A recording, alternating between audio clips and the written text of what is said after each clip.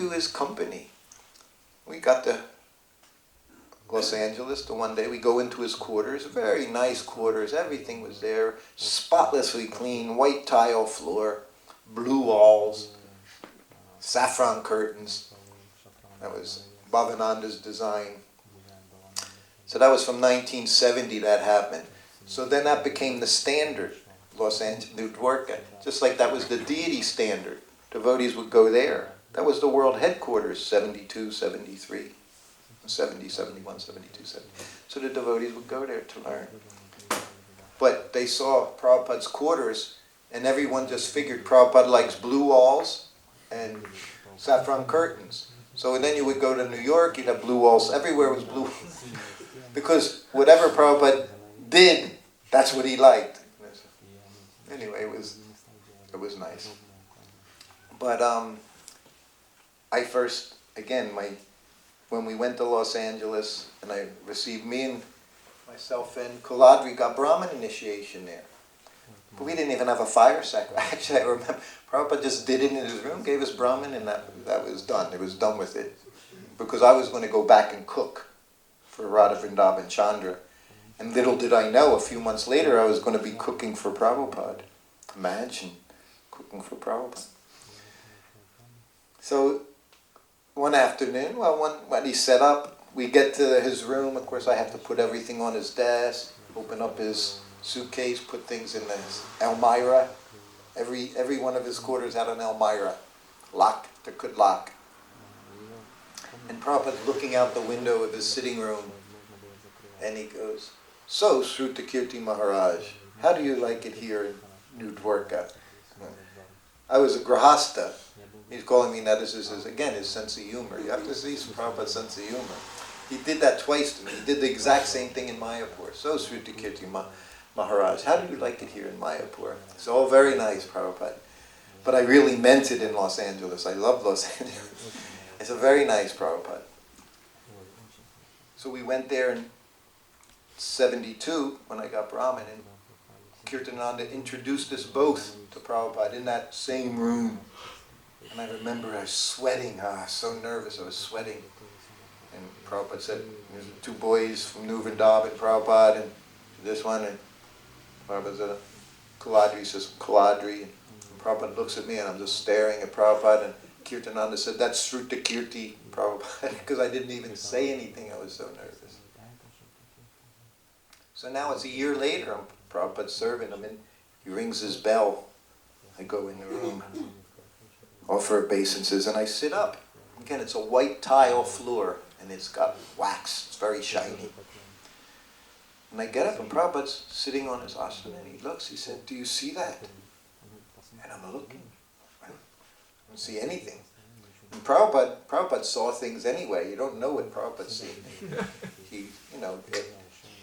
The initiation ceremony in Vrindavan during Kartik, he initiated sannyasis, these three sannyasis, first initiation, second initiation, right at Srila Rupa Goswami, right in front of the Bhajan Kutir there in the courtyard, right in front of all the Brijbasis. He was showing them all. He was making sannyasis.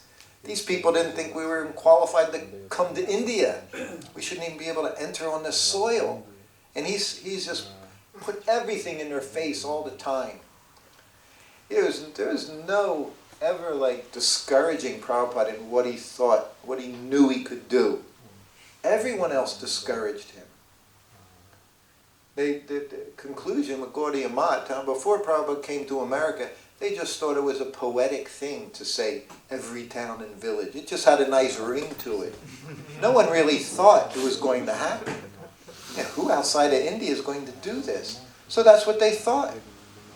But that's not Prabhupada. His whole life he thought, this is what I have to do. This is my service. From the very first moment he met his spiritual master, that's what he told him to do. So that became, he said at that moment,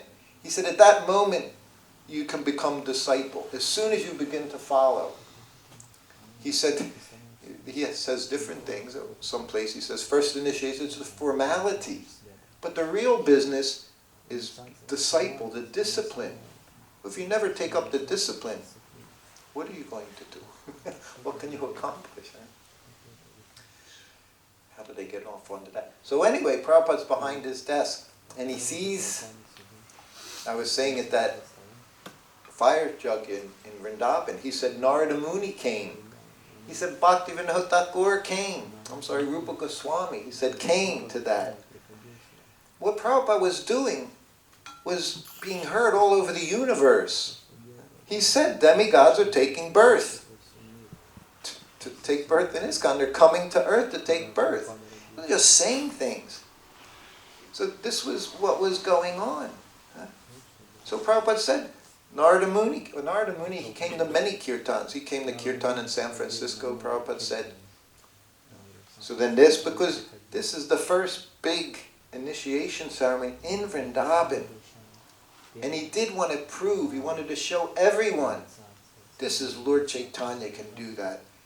And he would brag about us, how pure we were, how we left millionaire families, how we left professorships.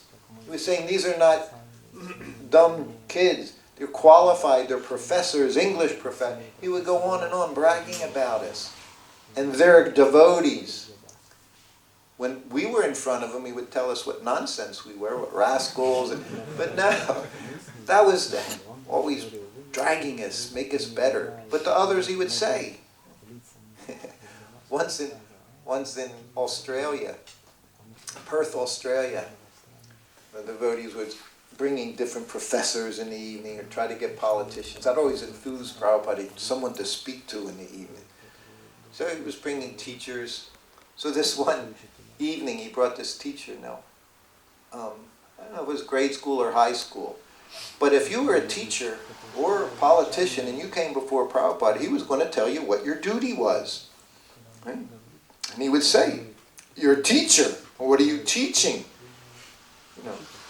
You're teaching the difference between body and spirit. He'd say, if you're not teaching, the difference between matter and spirit, then your teaching is useless. So he's telling this man, and he's being very nice. He's listening. He's not arguing back. It doesn't seem like he's being defensive.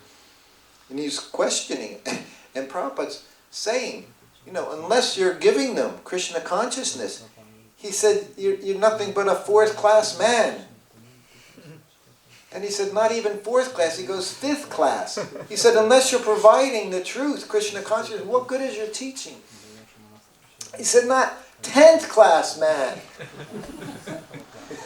And Paramahamsa and I over in the corner of the room were like, man, glad I'm not him, we felt bad. We would we would poke. We were always in the background. We were always just sitting around watching Prabhupada do his magic, not understanding where he was coming from, how he knew how to reach people, how he knew how to be gentle or bang them over the head. Imagine, you're a 10th class, he said. And the man looked at him, he said, well, how do I become first class? So Prabhupada knew this man was worthy to talk to. He didn't think, you got a lot of nerve calling, old man, who are you? No. He said, well, what do I do? Prabhupada looked at him. He said, you have to hear from the pure devotee. The man said, who's the pure devotee?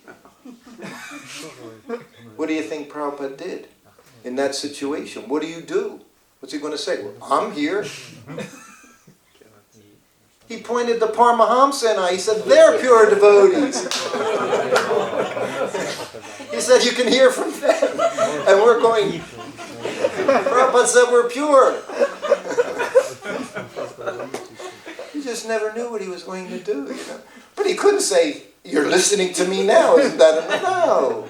He said, they're pure devotees. Again, he would make you laugh. He could make you laugh. He could teach you and make you laugh at the same time. He could make you cry and teach you. So I'm in the room. I get up. He said, do you see that? Right there, a bug. I'm looking there, there's a little bug, a little black. It wasn't an ant or something, it wasn't moving, it was very tiny. He said, I've been watching it for hours. He said, and it hasn't moved. He said, I think he's hungry. And I'm just sitting there, what are you going to do? What does he want me to do? He said, you go into my bedroom. So they had little Jagannath deities on the altar in the bedroom. They get dressed every day by the ladies. All the men were on the morning walk with Prabhupada. All the ladies were doing service, direct service to Prabhupada. Cleaning his clothes, ironing his clothes, making the vases in his room, sweeping and mopping the floors. They were getting all the mercy. The men thought they were getting all the mercy, but the ladies were getting all the mercy. In separation, serving Prabhupada. They all benefit. We all benefit. He said, go to the Jagannath deities. He said, and get a flower. He said, and come back and you put the bug on the flower. He said, and take it out